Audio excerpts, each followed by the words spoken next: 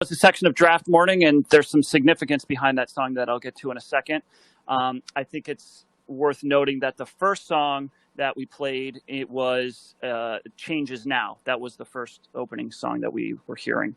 So the thing about this album, which was released in 1968 on January 15th, it was their fifth album. It was ranked number 16 in 1968 and 733 of all time. And I think one of the main themes of this album, one of the most interesting things, is what was going on with the band, because you see a lot of changes within the lineup that happened during the recording of the album.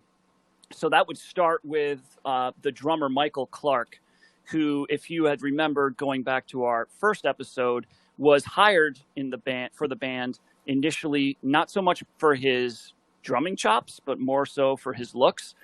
I read somewhere that people thought that he looked like Brian Jones from the Rolling Stones, and thought, hey, we could use a good-looking drummer in our band. So Michael... And who can't? Who can't, exactly. Yeah. So Michael Clark did not really...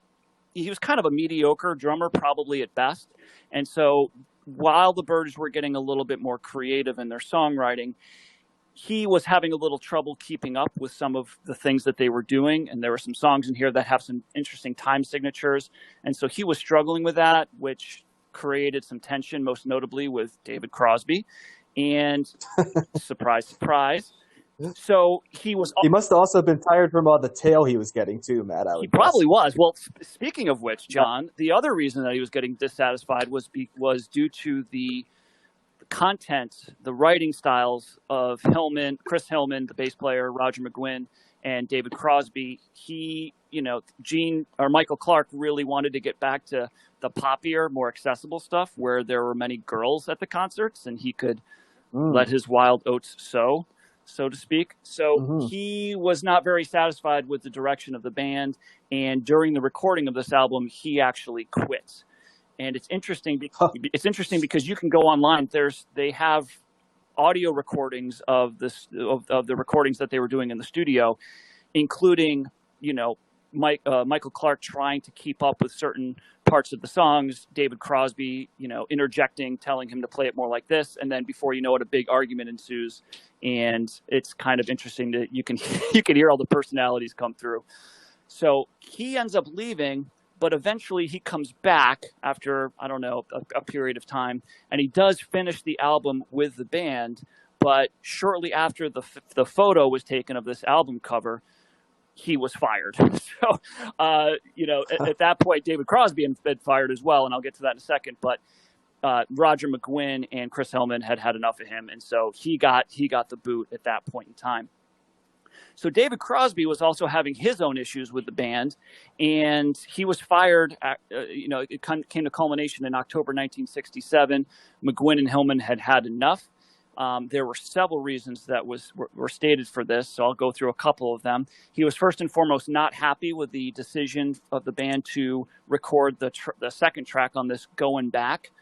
It was a cover song that was written by Carole King and Jerry Goffin. So there was also a song that was recorded by Dusty Springfield. So he felt, guys, we have three, which is, understandably enough, we have three prominent songwriters here. Why are we doing all these covers?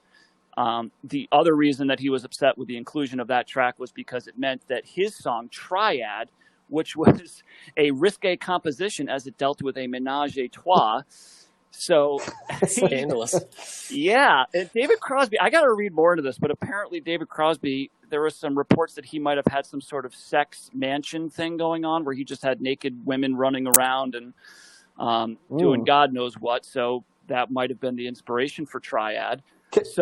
Can I also make a comment real quick? I don't mean to interrupt your discussion of Triad because I'm fascinated, but I am going to almost guarantee my Combing the Stacks reputation that Going Back was a much, much better song than whatever the hell Triad is. Now, I've never heard Triad, but I am willing to stake my reputation on the fact that is the case. I would agree with that because I think their rendition of Going Back was very good. I did listen to Triad. You can hear it on the extended version of this record on Spotify because the band did record it.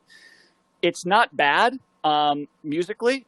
It's pretty decent, but the content obviously was reported that McGuinn and Hillman were too, they thought that was just too much. Hillman later disputed that, saying, quote, "I don't think it was a moral decision. The song just didn't work that well. David was drifting and bored and wanted to do something else, and that song just added fuel to the fire." I don't know. I'm sure the arrangement was a little crowded, I bet. I didn't really it seemed like it would have fit to me sonically. So my guess is that this was something that they weren't comfortable putting out because of its content. But so I think you might have missed my joke there, Matt, by the way. It was a little threesome joke there, just in case. Yeah. Yep. So go ahead. They should have just called it Sex Mansion. That's a better name. Exactly. That would have been better. Yes.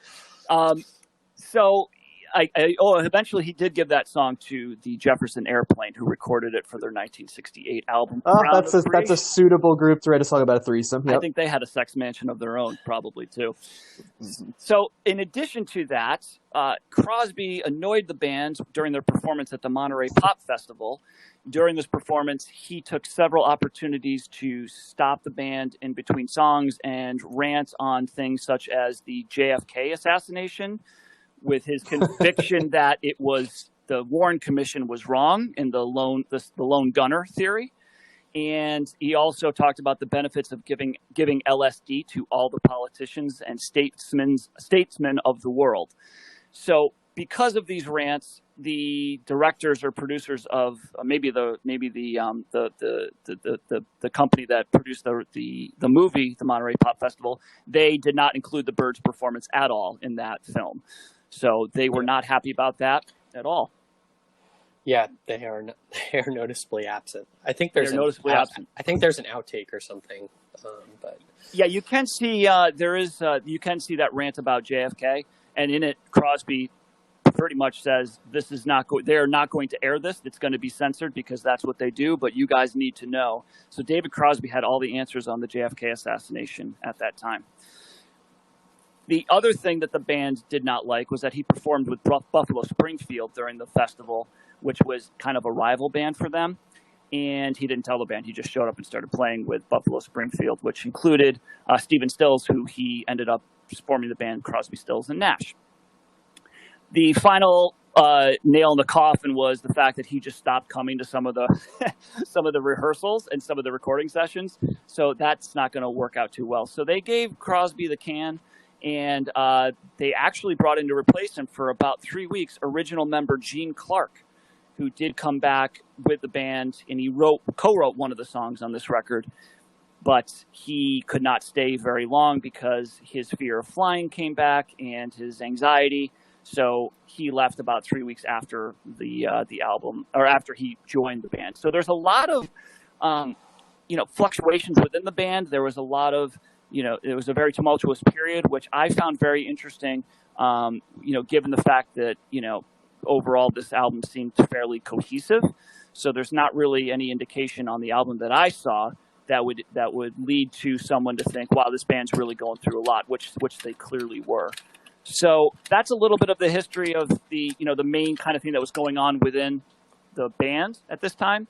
So we can kind of talk a little bit about reactions to this. So why don't we start? Let's start with Josh this time. Josh, what did you think of this record?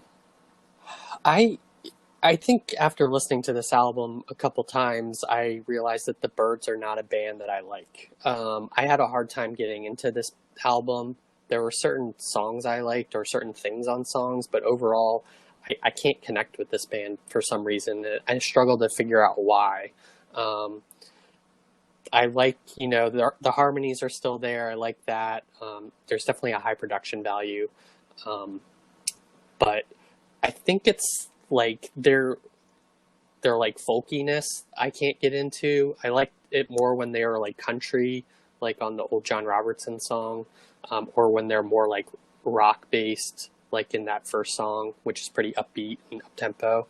But the other stuff, the other like song like Going Back or Tribal Gathering, which I really didn't like, I couldn't connect with those. Okay. It's fascinating because Tribal Gathering and Going Back are probably two of my favorite songs on the album, and The first thing I'd say is the jangle is back, Matt. It is. The jangle is back, which I am so excited about because the Byrds are at their best when they are jangling. And so as much as I, over time, grew to appreciate what Sweetheart of the Radio was, Younger Than Yesterday was one of my favorite albums we've covered. And while I don't think this album was quite as good as Younger Than Yesterday, the jangle guitar was great. That layering, Matt, that I love with the Byrds of their harmonies and their musicianship was back, especially the two songs that I just talked about. Also, Changes Now is another song that's beautifully layered. Yep. And yeah, I really liked the variety of the albums. I think, unlike Josh, I think the variety is a positive here. I mean, they're in folk, straight ahead rock, there's jangle pop, synth, psychedelic rock, all kinds of stuff, right? And I kind of like that about the Byrds. My only, as a comparative point, right, it's hard to compare this album to Sweetheart of the Rodeo because they're trying to do something totally different on that album, right? So it's much easier to compare it to Younger Than Yesterday and even some of their earlier albums that we haven't covered. But I did feel like this album suffered a little bit from not having defined choruses. And like Younger Than Yesterday did in a lot more of their songs. And there were a lot of songs that I think were sort of searching for a hard chorus.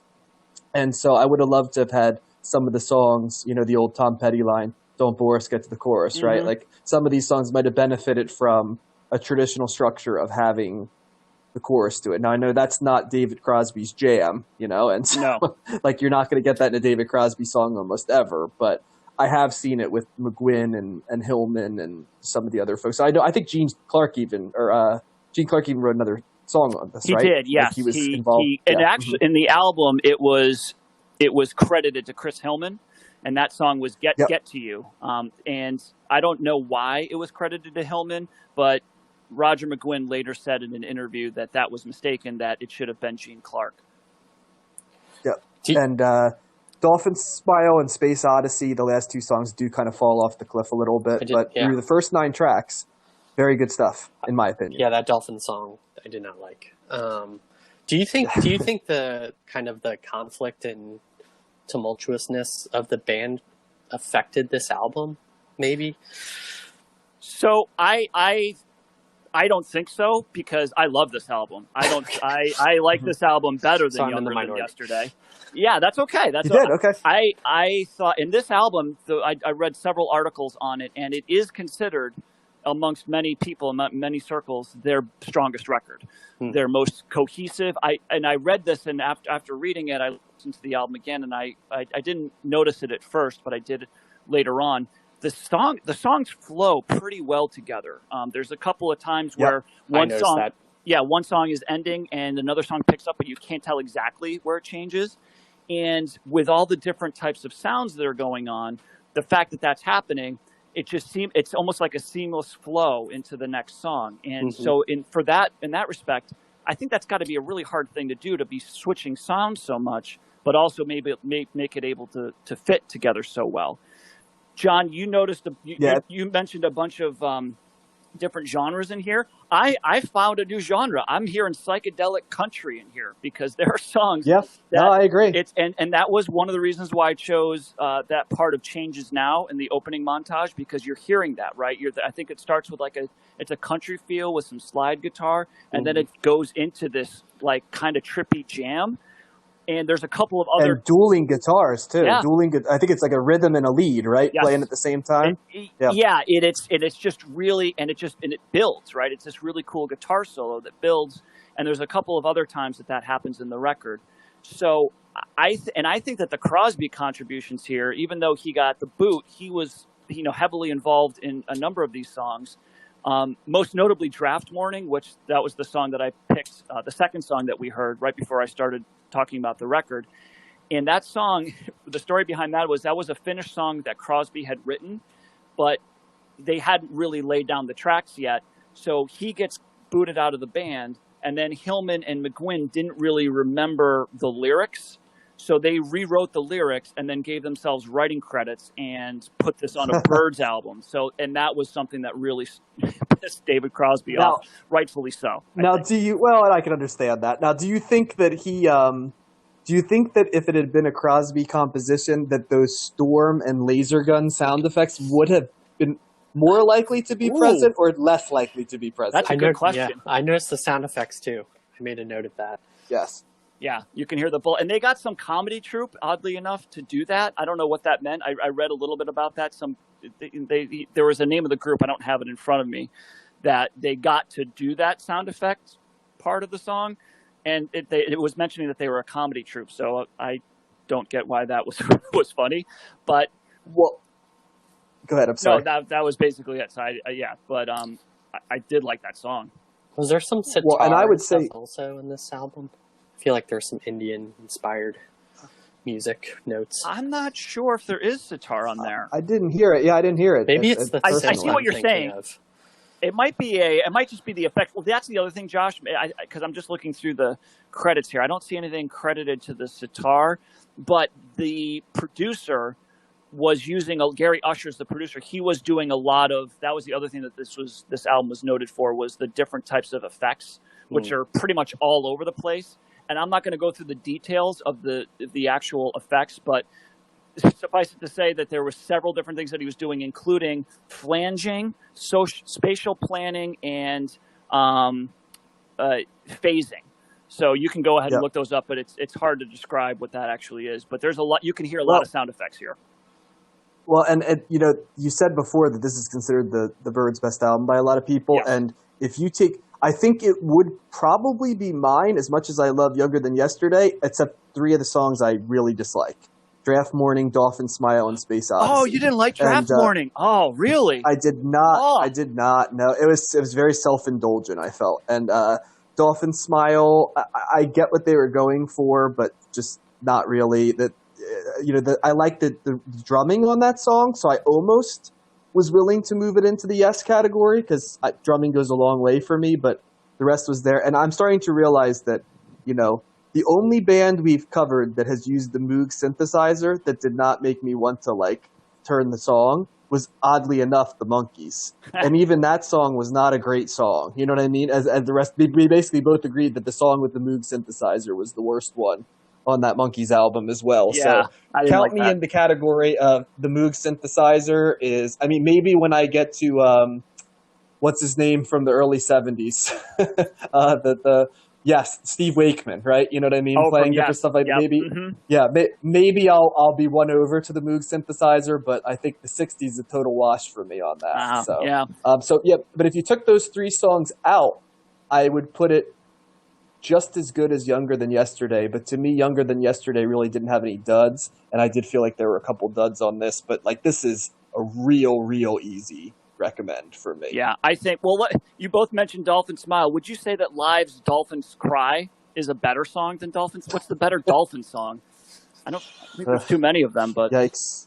How about the dolphins in the Guns N' Roses video? That's a better use of dolphins. Oh, they should have been well, no, that's in a strange, yeah. Strange Dolphins. We'll call that's the new name. When Dolphins Cry by Live is a better song, which might be something I never thought that I would say out loud, but yes, yeah.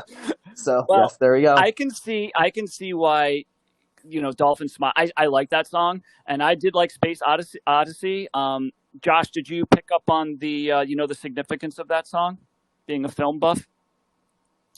Reference to 2001: Space Odyssey. Well, it was based on the short story, The Sentinel, which was the story that 2001: A Space Odyssey was based on. So yeah, the Arthur C. Clarke. And McGuinn, I read, knew that movie was coming out, and it seems like he might have deliberately done this song in the hopes that this would make the soundtrack of 2001, which it did not. Well, David Bowie basically did the same thing, right? Yeah. So we just saw that last week with David Bowie. We did. Apparently lots of musicians were really into it. And as I said before, I'm unvarnished in my view of 2001: A Space Odyssey as a movie. That's felt like 3 hours that I'll never get back, even though I think it was actually only 2.5 hours. So 2001 came out in 1969, so it probably would have been in the ether there. Yeah, exactly. There we go. But I really like this album. This is for me, on par with my reaction to the Pretty Things album that I liked so much. In as much as I didn't know any of these songs, there's no Dylan covers, right? So there's not even that for me to hang my hat on. So, and I just thought the more I listened to this, the more I liked it. John, I really liked Draft Morning. Not the lyrics, it's an anti-Vietnam song. The music of that song. It's just the driving bass. Just everything that they did sonically was just really. I really enjoyed. And I think that Changes Now was a fantastic song. And Josh, I like Tribal Gathering. Some of these parts of these songs, it's proggy, that they're just jumping from one thing to the next. But the song is also 2 minutes. I think Tribal Gathering is 2 minutes long. And the guitar part in the middle, the driving guitar part, is almost, it doesn't seem dated at all. It seems almost like kind of like a recent, indie rock type sound. So it's like rock is jazz almost in some ways, I would say. Well, yes, and some of the time signatures in here, oddly enough, that you speak to that, are done in, like Get to You is a good example of this. It's done in a time signature that's called 5/4, and that is a traditional jazz structure. So you're hearing that a couple of times as well. So there's all kinds of stuff going on here in terms of different genres, and I think that it all fits really well together. My only complaint with this album, I guess aside from Space Odyssey, I get that, it might not be, it was probably my least favorite song on this, but I still didn't mind it. I thought it was fine where it was. My problem with this album is that it's too short.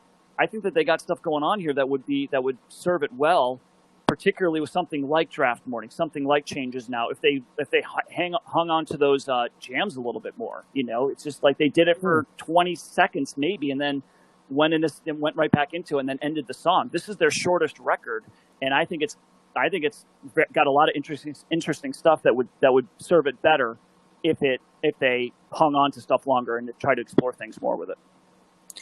That's interesting because that's the total opposite of mine. I would have liked tighter choruses. You know what I mean? Would have been what it was, but that would have added to songs too. So go figure. Were there any singles off of this album? Because I felt like I was hoping for like some catchy like single, and I didn't even hear that. There was one single, and I believe it was Going Back. Okay. Going Back has to be a single. Yeah, I was about to say that sounds like a single. And that's a cool song. I think if you want to listen, because like I said, the Dusty Springfield version came out first, and if you listen to those, back to back, I really like it's a cover song, but I really like what they did with it sonically. It was a lot more obviously experimental than what Dusty Springfield's is much more traditional. Kind of horns in the background, more of its time, but they were definitely trying some new things with that. So, this record was not a or a commercial success. It probably, put them a little bit off that path because they started already with Younger Than Yesterday. So, and, but I don't know. I really like this record, and it's very interesting to juxtapose this against where they went next with Sweetheart of the Rodeo, which is completely different. Sure. And John and I would say that this is more country rock than Sweetheart of the Rodeo, because you got country, you got way more rock.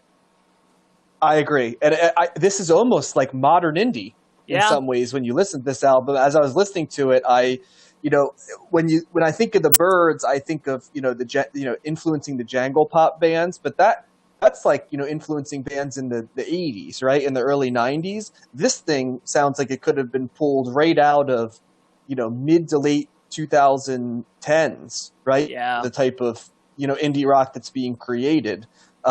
It's just fascinating. It's, I've always liked the Byrds, but as we listen to more and more of them, I really gain an appreciation for sort of how far ahead of their time they were. And I really love the different songwriters on the album and how it makes the album feel different. Yes. But not in a way where it feels inconsistent because one person has some good songs and one person has bad songs. It's different and varied, but it's because the people writing the songs have varied sensibilities. And you can tell, you know what I mean? It's not like, firing a note off. Almost like, as good as Beatles for Sale was last week, right? We felt like it wasn't quite, what the Beatles could be, right? This wasn't like that in the variedness it's more just because, David Crosby, Roger McGuinn, Chris Hope, these are very different human beings who have very different tastes. So, yeah. Maybe I haven't listened to Sweetheart of the Rodeo yet. Maybe I'll like that album the best. You might. It's nothing like. It's very different than nothing what like you've these heard. two. Yeah. I mean, it's like we said on that podcast, that's straight up country. But I think it's interesting after hearing this record, it's kind of the order that we did these records is interesting, because when I did the research for Sweetheart of the Rodeo, it had mentioned that originally McGuinn's intention was to kind of do a retrospective of, popular music in America, starting with, early jazz and going through, rock and roll and then eventually ending up in electronic music. It's not, I can kind of see this record speaks to that a little bit with his, with all the stuff that they were doing. So it makes sense after hearing this that was where he was kind of thinking to go. But yeah, once they got Graham Parsons in the mix, that changed drastically, obviously. So yeah, and it's you're right. It sounds much more like the beginning of that type of template, even though we know they didn't arrive there. Right. Whereas Younger Than Yesterday, which we covered, was a lot more of a pop rock, not pop rock's the rock, a rock album, right? With pop sensibilities. And it's interesting because we haven't even covered like the stuff that most people know of the Byrds, like Miss Tambourine Man and stuff like that, which is a totally different version of them. So yeah. Well, and you could hear that that's what Younger Than Yesterday led into this, right? So yes, so that makes sense. But then, can you imagine being around at that time and being a big Byrds, like loving these last two albums and then hearing Sweetheart of the Rodeo? I mean, it's very it makes much more sense now being this familiar with all three of those records. I'm trying to think of like a modern corollary for when a band took that. Who's a good one actually? Like, remember the Arctic Monkeys, and they had those first two albums. Yeah. British rock, and then they sort of did that, real distorted art rocky type of album. Suck It and See, was it that one or Suck It? No, it was AM. Yeah, AM, right? Was that? No, that was after that. It's the other one. Yeah. So gosh, whatever that third one is that we can't remember. That's there. The one that I remember us thinking this is good, but this is very different. Yeah, so I'll look it up at some point. Yeah, but that's a good point. There we go. Bands don't change like this. This was that you listen to this album and then you listen to Sweetheart of the Rodeo, and it's a totally different band, totally. But they do. Maybe Disco Kiss. Yeah. Yes, but difference here being both of these are good, right? So that's true. Fair point. Yes. Are you thinking of Humbug? That's it. Yes, it's Humbug. Yes, there we go. Yeah, I looked Bah Humbug. There you go. Good job, Josh. There we Josh go. is our official looker up. Thanks for bailing us out. So so this is our last. So it sounds like, John, it's a thumbs up for you and maybe a thumbs down from Josh, is what I'm gathering. Yeah, I can't equivocally. I just don't. I can't get into the Byrds for some reason. That's all right, man. It's all right. There's other stuff. That's all right. There. I like having a contrarian on the pad. Josh is keeping it real, man, and not BSing anybody. Josh, do you think that maybe if you went back to their earlier records, because because you said you did know Mr. Tambourine Man, what is it? What's Turn. Yeah. Do you think that stuff, like maybe that might speak to you a little bit more? Maybe I'll just listen to the Byrds all the time and do chronological listen of everything. There you go. That does not sound like a practical endeavor, but I welcome you to try it's it. Quarantine. I can do whatever I want. There you go. So it's a big thumbs up for me. I love this record. I will go back to this multiple times. And I have an interesting postscript here, because after Sweetheart of the Rodeo, the Byrds, there were no records that really, did anything in terms of, chart wise, with popularity or critically. There was no critical acclaim really coming after that. Actually, probably quite the opposite. But there was a nice Twitter exchange between David Crosby and Roger McGuinn in 2017, where Crosby sent out a tweet that said, quote, "Made a lot of mistakes in my life. One of them was forgetting who the real leader of the Byrds was for a minute there." And then McGuinn touchingly replied, "I made a lot of mistakes in my life, and one of them was firing the best harmony singer in the world."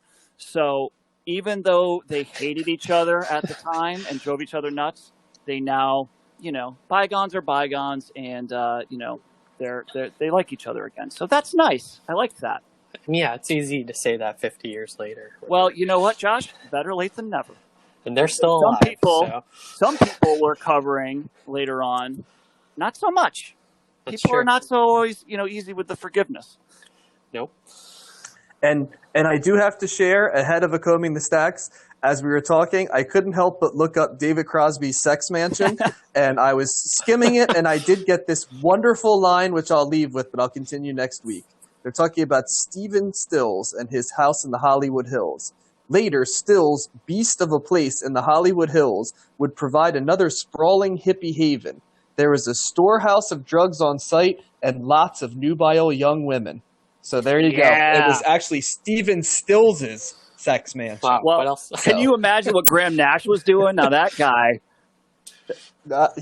he was British too, so he's got the accent. There are some stories about Mr. Nash and Mr. Crosby and their generosity with women is what is in there. So I'm going to share some of these stories next week in Cleaning the Stacks. So you can look forward to Crosby, Stills, and Nash sex stories, Cleaning the Stacks, next week, episode 9, delivered by John. That should absolutely Teaser. That should be a regular occurring segment for sure from here on out. We just keep adding. And with that... Wait, I got one more thing. I want to come full circle here, John. Oh, gosh. All right. Full circle. Yes. Because we're talking about the Beatles. Yes. This album was particularly inspired by the Beatles' Revolver. So if it wasn't for the Beatles, we wouldn't be talking about this album. So just wanted to say that. Yes. And the Beatles also discovered electricity and I believe are in the process of, from the grave in many cases, curing cancer, correct? Ringo specifically. You got to believe. So, of course. Yep. And this is the last BYRDS album we discuss, I believe. It is. Right? Yeah. Thank you, BYRDS. This was fun. I didn't know any of this stuff. And so it's been a very entertaining experience, enjoyable experience for me. And I have a new appreciation for them. And I think that everybody else should too.